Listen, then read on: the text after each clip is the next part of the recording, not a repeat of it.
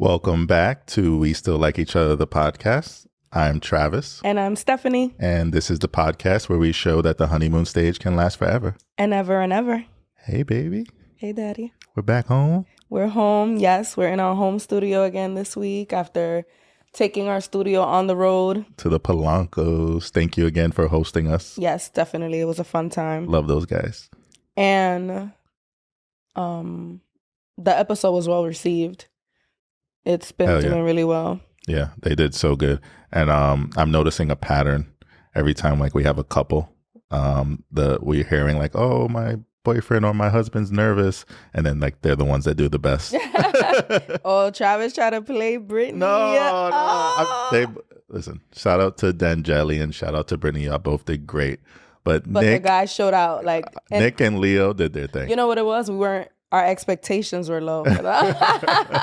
But they did really, really well. Yeah, for sure. But then I also say, look who their partners are. They're a reflection of them. They're a reflection of them. Absolutely. How was your week? My week has been pretty good, but I have gotten into the nesting phase where I've been hearing this phase, and my mom's said it a few times. Please explain what it is. So, I think I have an idea, but... So it's like when you're getting ready to have your baby, so you have this urge to prepare. Okay. So you're cleaning, washing baby clothes, organizing the nursery. You want to set up all the little gadgets and make sure everything's ready. Gotcha. Okay, that makes sense. That's definitely you right now. Yeah, but I'm also the most tired that I've been. So it's hard.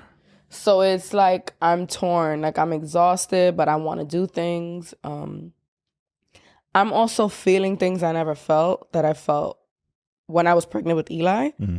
And I don't know if it's because when I was pregnant with Eli, I was 23 versus I'm 31 now. Or every pregnancy is different. Or River is measuring nearly 3 weeks larger than his gestational age. But I'm feeling a lot of pains, a lot of cramps, a lot of false labor pains. I'm just going through it this week. I have to say, You are handling it like a champ. Really? Yeah. Because I hear stories, people who have been pregnant, it's like they're at the hospital every other week because of things you're experiencing. Okay. And I think you said it last night. You're like, if I didn't know better, I would be concerned. Yeah. I just know that when I was in labor with Eli, I was on the floor. The pain is different. My mother-in-law, her mom was here the other night, and she literally showed us how you were when crawling. She was on the floor, Mom, help. I think it's time.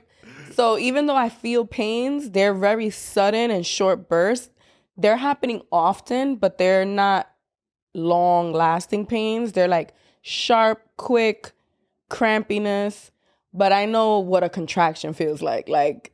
That's totally different. So I'll know the difference. I think I'm a little spoiled in the sense that, you've been here before. You've been to this rodeo. So if this were our first time around, we'd probably be that couple at the hospital every week. Every week, every 2 days. I think something's wrong. The baby's coming. Go back home. I still feel him moving. So other than that, I don't have any concerns. My feet are swelling up, which didn't happen with Eli. I literally didn't feel any discomfort or anything with Eli up until I went into labor.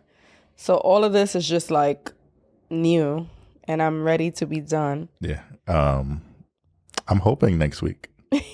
I'm glad you're saying I'm doing well. I kept thinking I'm complaining so much. I'm probably so annoying. I jokingly said to your mother, and there's always a little truth in a joke. Steph, you're the same person you always been. So unless you have a pregnant personality, pregnant personality all year round. Yeah, I've been used to this. I haven't felt like you've just been overbearing or needy. You're normal needy self. Exactly, the same old attitude that I always had. You didn't put ice in my water? It melted. It's pretty warm in here. Oh wow! See. I would have said that anyway, even if I wasn't pregnant. So what have we been doing this week to get ready? Basically our bedroom is the nursery, so we besides the obvious. I got my hair done. If you watch on YouTube, someone messaged me and they were like, braids in, baby out. I'm like, exactly. So I've got my hair braided. I got manicure, pedicure. Just because I don't want to look crazy at the hospital, and my hair is not easy to deal with. So if I do have the baby in the next couple of weeks, not having to worry about doing my hair is amazing. Um, how have you been feeling now that River's almost here? I'm still just as excited. You know, I just, I've said this to you numerous times. I'm just ready for him to just be chilling on the couch with us and, you know, hanging out. I'm not. You don't have any concerns? No, surprisingly. Okay. Like, I'm not, like, the concerns you would think I would have, like finances, time, and space. And that's like the last thing on my mind. I want you to have a healthy pregnancy. I mean, delivery. Okay. I just want you both to be safe at the end of all this and just be home chilling. So when I had Eli, my mom was there with us. So I felt like my mom was the making sure we were good person, right? This time around is only going to be you and I. I got you. So I told Travis, I'm like, listen, you need to be alert. Pay attention to what's happening. They let way too many Black women die in labor. Like, I need you to really pay attention. And he's like, okay. I'm like, you sure? I honestly was thinking about that, like right before we recorded while you were getting ready. I'm like, damn, what? I'm going to have to be like, have my spidey senses on, just like, what's going on? But checking on you, checking on River. Why are you doing that? And then you told me this story about Eli, how they put an ice bag on his face. I'm like, is that normal? Are you suffocating him? So when he was born and they take him to like the little bed, my mom went. So that's one thing. Like, you might want to stay with me, but part of me is like, no, go to the baby. And she said they had to put ice on his face. And I can't remember if it was that his heart rate was too low or too high. I'm thinking low, right? Because then ice might like shock you. But he was fine.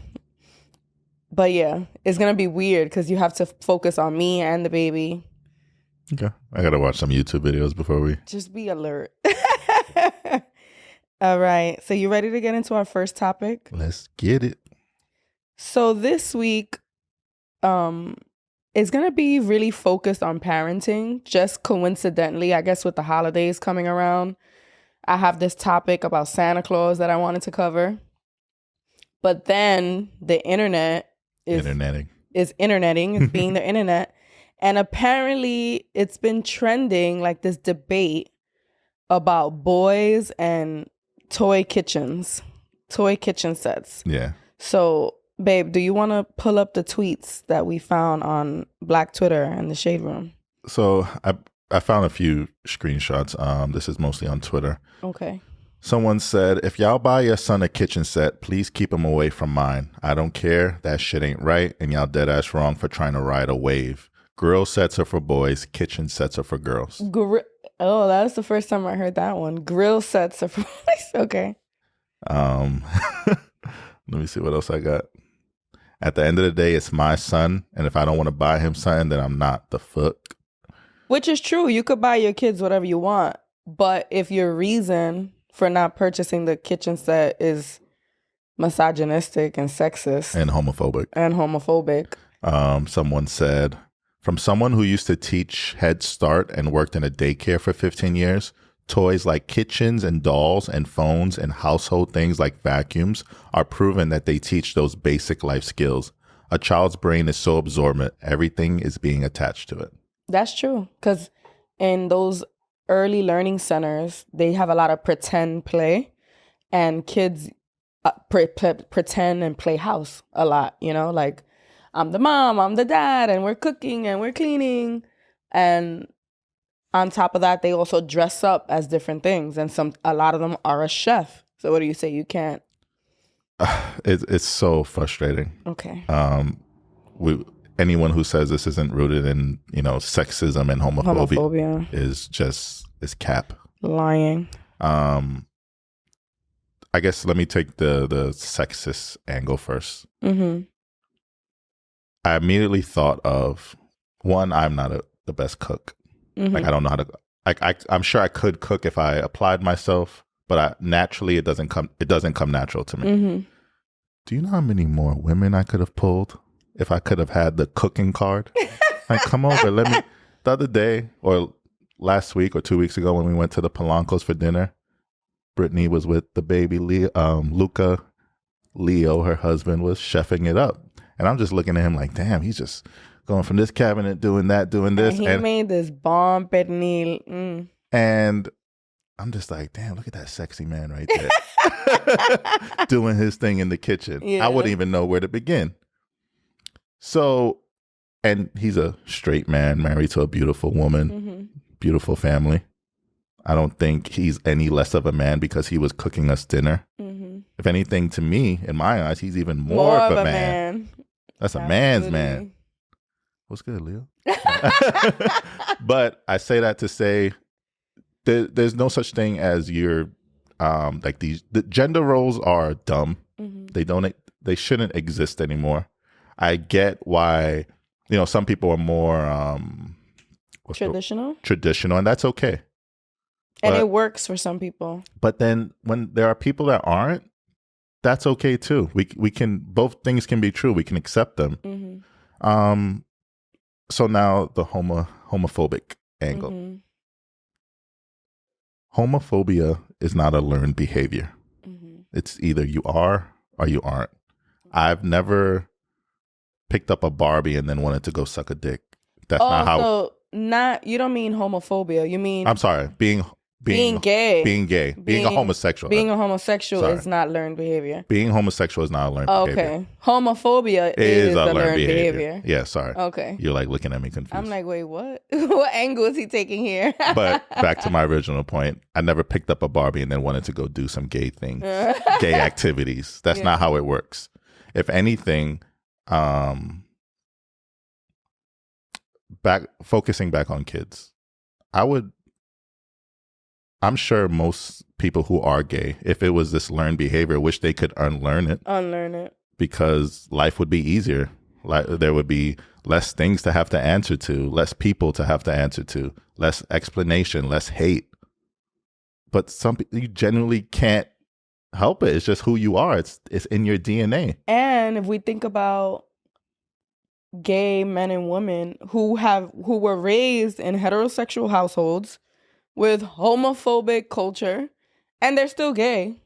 So if it was taught, why would they be raised this way? Or if it's taught, you see heterosexual couples more often than gay couples. Yep. But still, you decide you want to be gay. So what you just telling me, that kid just wants to go against the grain? Yeah. It's weird, and it's I don't know. It's a lot of hate behind it, and I don't like it. I remember, how many years ago was this? Maybe 4 years, 3 to 4 years ago, at our old apartment, Eli had a kitchen set. Yep. And the reason we got him a kitchen set is because he always wanted to spend time with you when you were in the kitchen. And it's not a safe place for a kid his age. So we're like, when mommy's in the kitchen, I think we put it in front of the kitchen. In front of the kitchen. So we had a little hallway which was separate from the kitchen, and we put it there so that when you were cooking, he could go to this kitchen set and kind of, it's playtime for him. Exactly. And it wasn't on some, I want to raise my son to know how to cook, so he's getting a kitchen. No, he showed interest in it. So I got him a gift I knew he would enjoy. A lot of times people think oh, we're trying to force things on our kids. No, if you love your kids, you're going to allow them to engage in the things that they like and the things that bring them joy. And Eli wanted to help me cook in the kitchen. Why not? Why not? A lot of parents do whatever it takes to get their kid a PlayStation 5. If Eli likes to play in the kitchen, I'm going to get him a play kitchen. Why not? I don't see the point. It's so stupid. It even reminds me of, my mother is a lesbian. She has a wife, and my younger brother has grown up in that household from, I want to say, when he was in elementary, and he's in college now, or he's over 18 now. Straight man. Not he grew up around two women who were lesbians, and what nothing happened to him. He's okay. It's stupid, the ideas that people have about being gay, or yeah, it's frustrating. Get your kids anything they want, Barbies, soldier toys, barbecue grill sets, whatever it is that they enjoy, they're going to be who they are regardless. Yeah. The only thing I do think is that hate can be taught. And then now you have a kid who's suppressing something because they see that their parent is so against this way of living. So now that's how you have, kids who are committing suicide or depression and they pick it up even in the microaggressions, right? So like, for example, if we went to a store and they were selling cookies and they had blue cookies, red cookies, pink cookies, purple cookies, and I say, which one you want, Eli? The blue or the red one? And I'm already subtracting his choices because I feel the pink and purple aren't for boys. So we may not realize we're doing that. Like, we have to let our kids make their own choices and not make a face. And I know it's ingrained in some of us because of how we were raised, but we have to unlearn that shit. So, Eli, which cookie would you like? Oh, the pink one? No problem. And it's little moments like that can turn into internalized hate and suppressing your feelings because you're like, oh my God, my parent reacted when I wanted a pink cookie. So I better not want this pink t-shirt, or I better not watch a TV show where there's too much pink in the background. They start to pick up on it, even on those little micro forms of aggression. Yeah, I definitely agree. I purposely wore my lavender sweats today. Oh my God. And the urge to kiss a man is just want that beard so bad. I can't stand you. But it's silly. Please get over yourself. Just let these kids be. Let them express themselves, especially if they aren't hurting anyone or themselves. Just, And you know what's crazy? In the actual chef world, most of the top chefs are men. So it's like, I don't get it. There's a point where in the young years it's like, oh no, that's for girls. And then it shifts. But then it shifts and men still get all the recognition when it comes to like the restaurant world, the restaurant business, and women are kind of like you should be cooking, but like at home. Not running a restaurant. Yeah, what are you doing out your natural habitat? That's insane. Do you feel like growing up you ever felt limited in like what you could do, or you didn't really notice? I probably had those biases that I wasn't even aware about. Like I wasn't playing with I had like Power Rangers and there's like pink and yellow Power Rangers, but I never didn't play with them because they were girls. I can't think of anything, but I'm sure it was there subconsciously. Yeah. I hope to just break all that. Yeah. If Eli wants anything, if River wants something, I don't care. It is what it is. Yeah. We see kids or young babies now, they'll like have like a doll boys. It's okay. If that soothes him, if that stops him from crying, you're going to get this doll and all the outfits. Just cut it out. Like, I'm not so close-minded that I think everyone who is homophobic is fighting homophobia themselves, like their internal homosexuality. I'm not that corny. Yeah, and it is kind of problematic. Like I've heard people from the LGBT community, it's like when you say that, when you're saying, oh, they're probably gay, that's why they're acting like that. Like they're suppressing their own. Now you're putting blame on a gay person. You get what I'm saying? Like it's kind of like saying gay people do this. They're the ones. But yeah, I get what you're saying. But like I was saying, I'm not that close-minded. I don't think everyone is like that. There probably are some, but like we always say, there's nuances. But for the most part, it's just people who hate that lifestyle, and they would fucking have a heart attack if their own children or family members were doing that. Get over it. Yeah. It's here to stay. And getting your kid a kitchen set doesn't guarantee they're going to be cooks in the future. It's just pretend play. Remember, you also have to, as they grow older, actually socialize with your children, actually invite them in the kitchen to help you cook and teach them basic life skills. A toy isn't going to help fix it. Just like letting your kid play video games all day isn't going to make them a video game engineer. Like It's not that simple. It's not that serious. I don't think Eli's going to start swinging from buildings because he has a Spider-Man outfit that he likes to wear all the time. Yeah. Oh, I'm going to bring up Spider-Man in the next topic. But there was some funny tweets. Like somebody was like, maybe you should get your son baby dolls so he could learn how to take care of his kids. I saw one that said, me watching my son dick down and cook for all these girls because I taught him how to cook. Cardi B actually chimed in on this.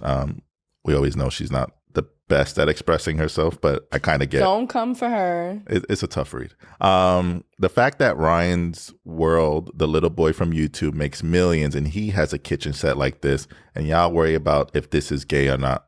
So stop being so close-minded and dumb. Why was that a hard read? Because the grammar, because what? She doesn't speak the colonizer English to your standards? Yes. Oh, God. I don't like policing people's English, especially when, despite their disadvantages, they're millionaires.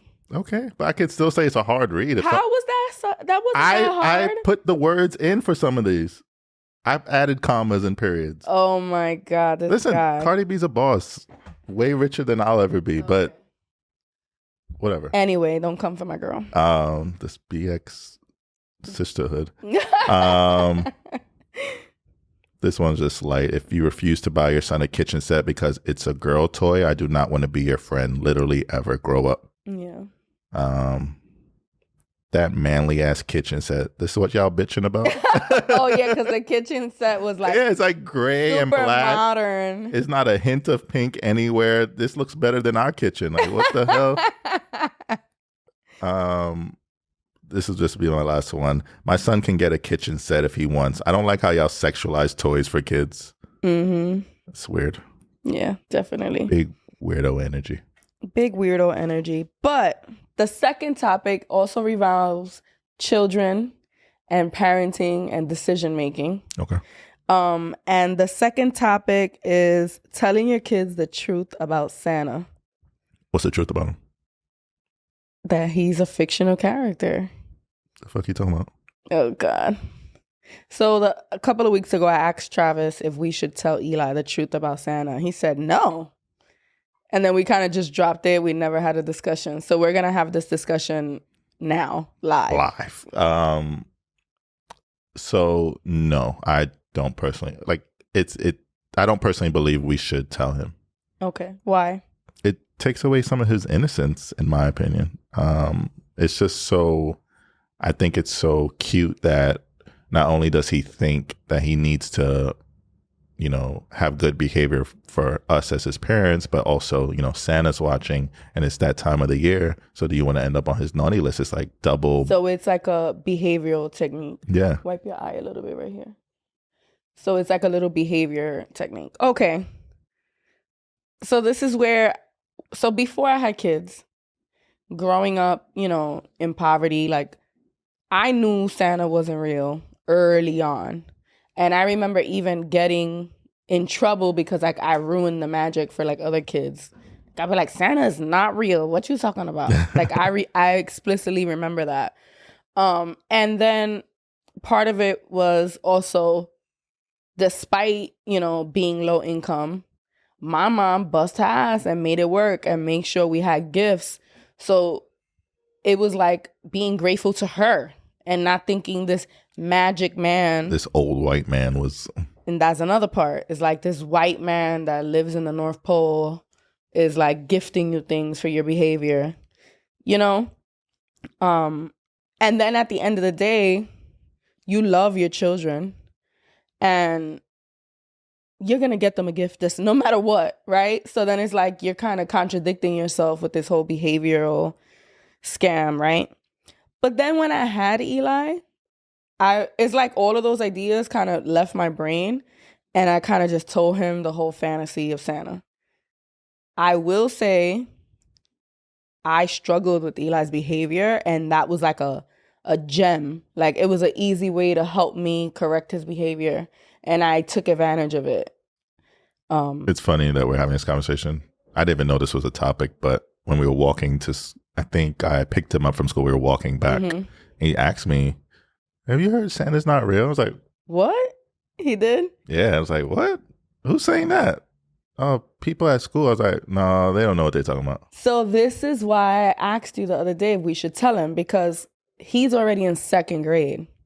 And Eli's a very, for lack of a better word, immature second grader. Like, he's still very innocent and very childlike.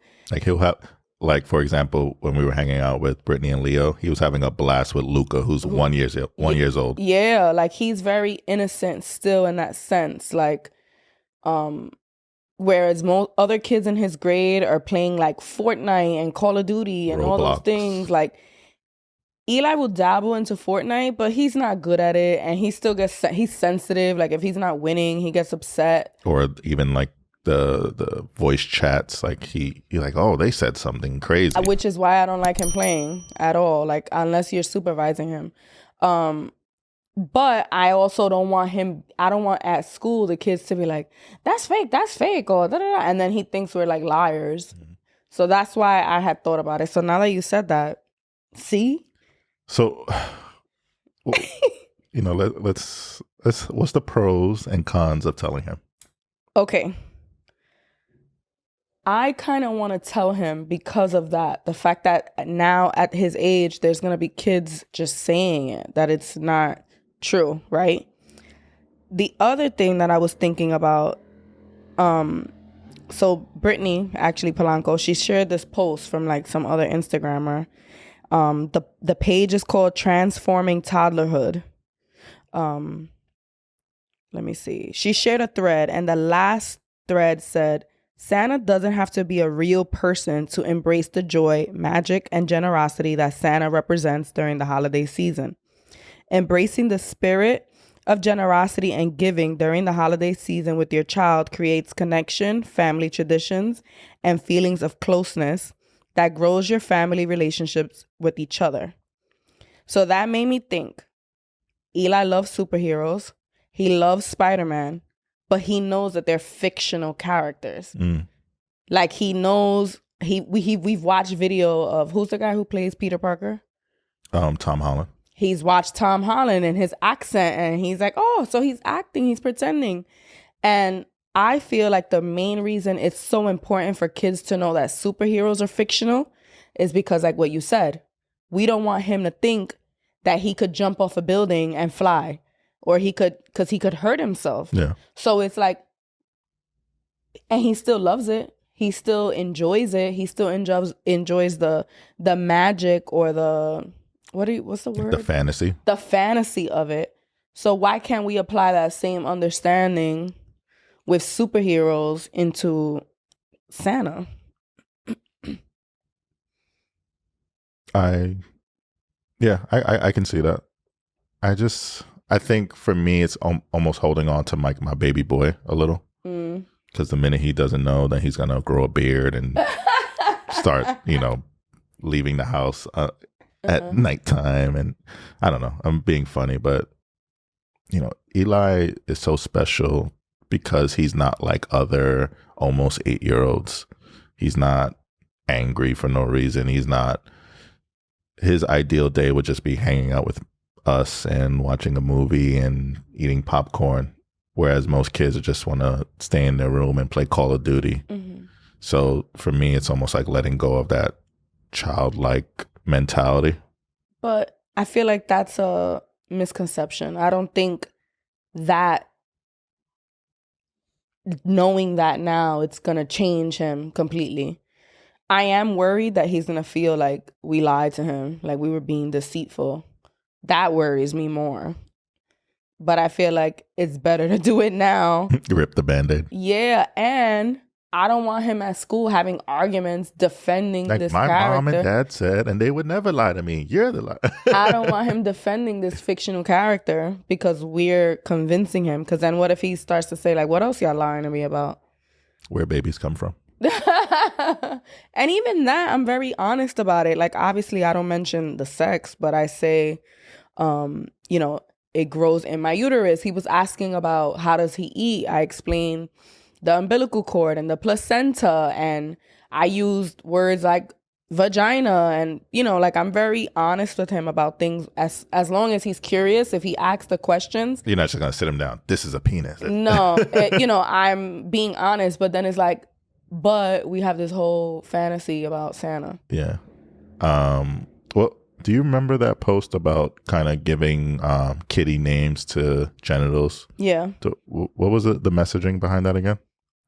Basically, like if we don't know how to properly name our private parts, if we're sexually assaulted, we might not know how to describe it or not realize that it's assault, right? Like if I'm calling a girl's private part her cookie or hoo-ha, it doesn't, you might not realize that if someone's touching your cookie, that's wrong, So giving your kids the right language, and so they're understanding that those areas are private and who should be able to touch them and when. Yeah. Gotcha. So I think the consensus here is that we should sit them down. I think so. I'm not looking forward to it, but no, I agree with your reasons. And in sitting him down and telling him the truth, are we going to do things differently with River? Like, are we going to just keep the magic, but being honest about it? I think we can take the same approach as we did with Eli, just when the time is right.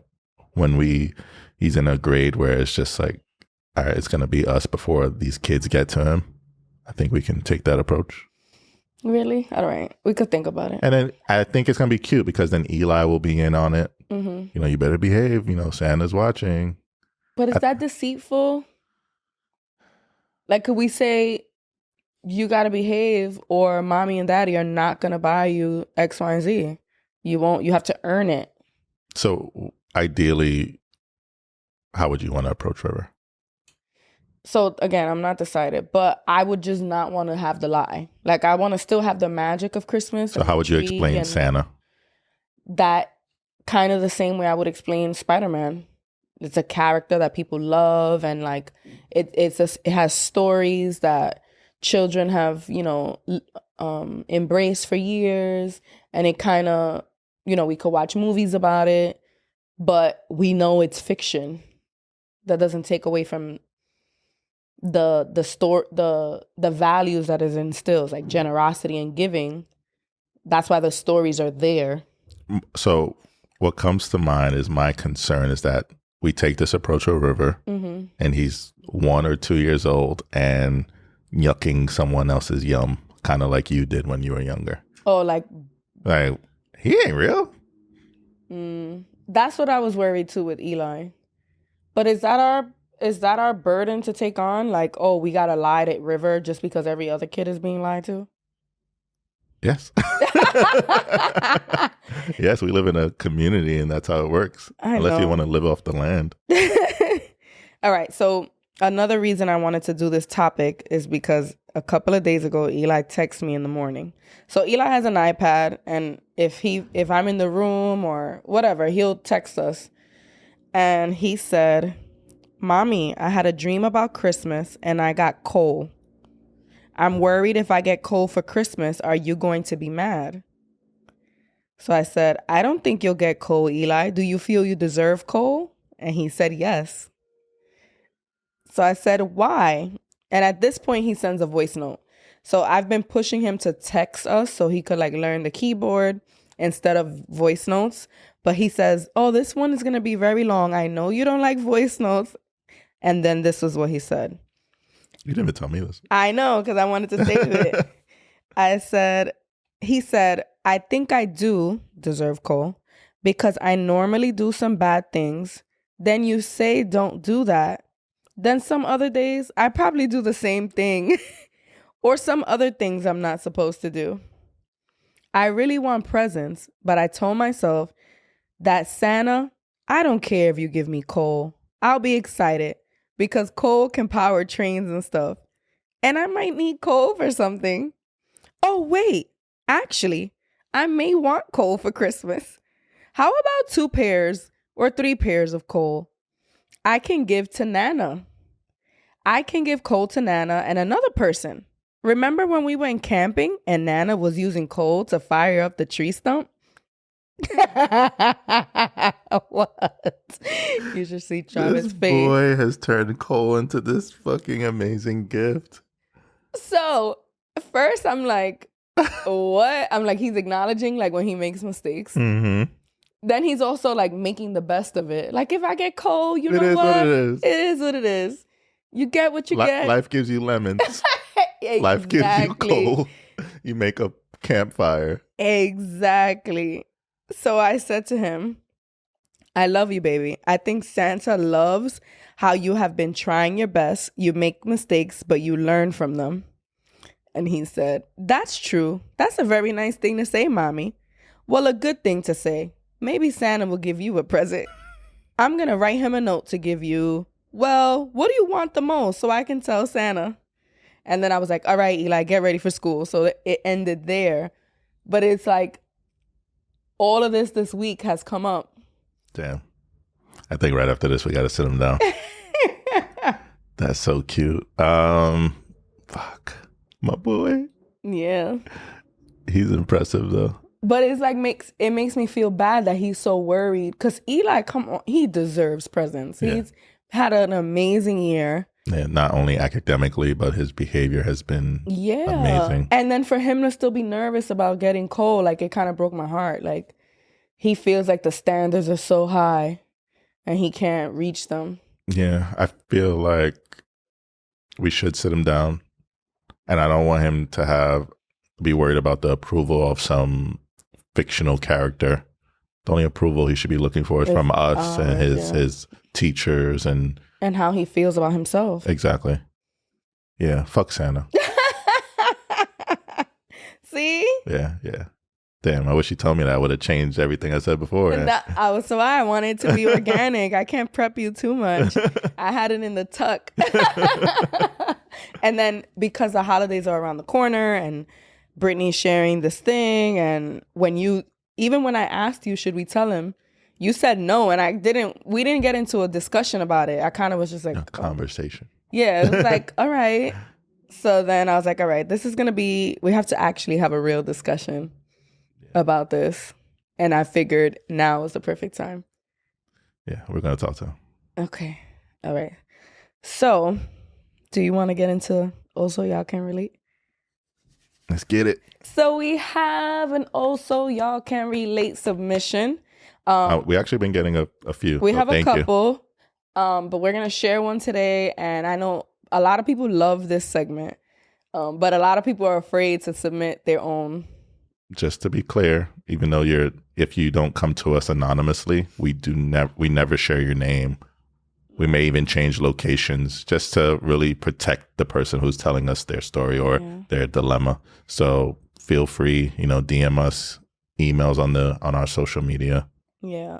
Also, we're going to be honest, right? We might give you personally advice before we air it, but we're going to break apart the story and what you submit to us as honestly as possible. Like if this were our brother or sister or friend in this situation, we're going to be real. Obviously, if you've submitted to us, you're at a point where you need some real advice. And we have no intent in hurting your feelings or being judgy, but we're going to be honest, right? Yeah, for sure. All right. So we received a submission and I'm going to call it Married, Separated, but Living Together. It's tricky. So again, we're always honest, but we have to be real that we don't know it all. So we're sorry if we sound like judgmental or... Yeah, we're working through it as we're reading it. All right. So I'm going to start. I was in a 10-year relationship, 6 years married, and we weren't perfect, but we got along, and he's always been my best friend. I know you looked at me when I said we weren't perfect. I hate that shit. You feel like it cushions what's going to come next, right? It's always the but. But, yeah. His issue with me was I was literally always stressed out about money and our future, which I don't think is a problem. My issue with him was he wasn't romantic. Sometimes it felt like we were just best friends or roommates. There was no intimacy, and he was able to go weeks without sex. Ay, ay, ay. Oh no. Oh no. Listen, there are people who have that, and if both of you have low sex drives, that's totally fine. But communication, and you have to meet each other halfway. We've definitely discussed that on previous episodes before. I still loved him, but I knew I wasn't happy. But because I was scared of what my family was going to say, I stood. That fear of failing, especially in marriage, people stay in marriages just because people are going to judge them if they leave. I knew I should have left years ago, but I knew I would feel bad. I ended up doing the worst thing ever, cheating on him November of 2019. So that's why I say it's better to leave. Because if it just leads to that, then what are you doing? Yeah. I dated someone behind his back.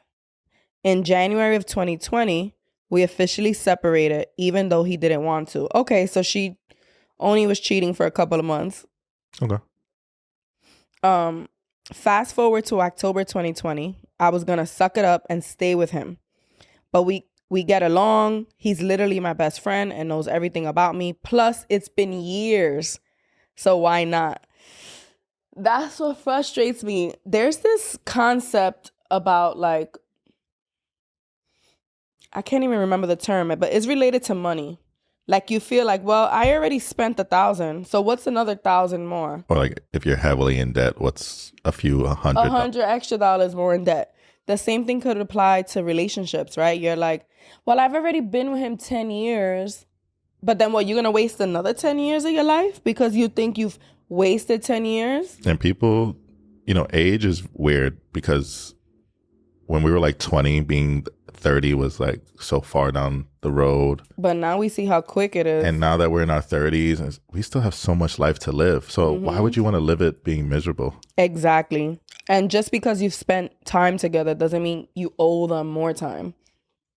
I feel like a big part of it too is feeling like, at this point, who else is going to want me? Like feeling like you've given so much of yourself to this person. Yeah, that was a big part of the reason why I stayed in my last relationship. Just being comfortable and having that time together, saying, oh yeah, we've been together 7 years. But, little do people know that those 7 years have been toxic as fuck. Yeah. So it's okay to end those. It's okay to end things no matter how much time has passed. So she was debating getting back with him. Until I met this guy at a birthday party I went to. There was something about him and we clicked instantly. I was also single, she put it in quotes, at the time, so I didn't care, meaning she's still married. Probably still having sex. Probably still having sex. Or not. Well, yeah, he can go weeks. He can go time without it. I didn't want a relationship at first because of my husband, but I started falling in love with him. I finally told my husband I was dating someone else, and he admitted to me he was talking to someone else. So they're both over it. They're both over it. They know it's over, but they're attached. It's December of 2021, and I've been in a relationship, and I've been in a relationship with this other man for 1 year and 2 months while still being married and living with my ex. The fuck? So 1 year and 2 months later, since she met this guy that she honestly likes, she's still living with the husband. Okay. He plans on moving out next year, and yes, I know it's a fucked up situation. My issue is I'm scared to fully move on with this new man. I don't give him my all because I keep feeling guilty for cheating on and leaving my ex after 10 years. I feel guilty for being happy with another man that I feel like I sabotaged my relationship with him sometimes, and he doesn't deserve it. Oh, so she sabotages her current new relationship because she just feels like she doesn't deserve to be happy. I feel like I shouldn't and don't deserve to be happy for what I did to my ex. How do I move on and stop feeling guilty? Okay. First thing that comes to mind is you didn't do anything to your ex. If anything, I would say he kind of did it to them, because although what the things that he complained about with her worried about money and their future, that's not something That's adulthood. that's not something you disconnect from someone for. You embrace you have those hard conversations. And then, the romance was gone. And, I don't know if she ever addressed it with him, like sat him down and let him know that, these are the things that are bothering me. And he still wasn't receptive to that. Yeah. It doesn't sound like to me from what I'm hearing from your side of the story, because like we always say, this is her truth. He might have something else to say. But from what I'm hearing from you, the only person, in my opinion, that destroyed your marriage was him. I say it's still wrong to cheat. Not that she shouldn't have wanted to separate and move on, but it should have been communicated. Like, this is done. I want to see other people. Because I just feel like we owe that to each other. Once we're married and we made a commitment to each other, if we decide that this isn't what we want, it needs to be explicitly said. And, also she said they're best friends. Yeah. So, act like it. And I'm not saying, oh, you're so fucked up for that, but that's just my honest opinion. Like, as a married person, like if I ever reach that point with you, I want to communicate it with you when the thoughts are there before it actually even happens. Yeah. But it looks like he was doing the same thing at one point. My advice to her, so she has this guilt, like this feeling like she doesn't deserve to be happy. So I told her that it sounds silly, but that like we have to learn how to retrain our thoughts, right? So for example, totally disconnected, but then I'm going to bring it back. After my car accident in 2017, I started to have these little moments of panic, like in everyday regular situations, right? Like if I went to a building I never been to, I would start looking at the structure of it and think like, what if the wall falls or what if something breaks? I just had these nerves. If I drove over a bridge or if I was in somebody else's car, if the Uber is accelerating in a way that makes me feel nervous, I would think worst case scenario. And I feel like over the years, what has helped me is I will have the negative thought and then I will instantly change it. Like I'll say, I'm safe, we're all safe. This building has been standing for years. Nothing's going to happen to me. And I still had the negative thought first, but then I feel like over time, I will kind of like insert a positive thought. And now I have less and less of those negative thoughts. So it's kind of like faking it till you make it. So it kind of sounds silly, but it helped me. And I feel like in those moments where she feels like she doesn't deserve to be happy, she needs to correct that thought and say, I do deserve to be happy. My relationship, I didn't break my relationship. My relationship wasn't working and I decided to move on because I deserve to be happy in that sense. Does that make sense? No, it does. 100%. What do you feel about this new relationship? Like, do you think that's the one? I know, speaking for myself, I don't know if I could give myself 100% to someone who was legally married and also living with her potential ex-husband. I wouldn't be all in. I would kind of take it as a joke. I don't necessarily think so. I think for a year and a half. That's what makes it. I'm not saying initially, because even going back to us, when I first met you, you were still living with your Eli's father, and there was a transition of biological father. Mm-hmm.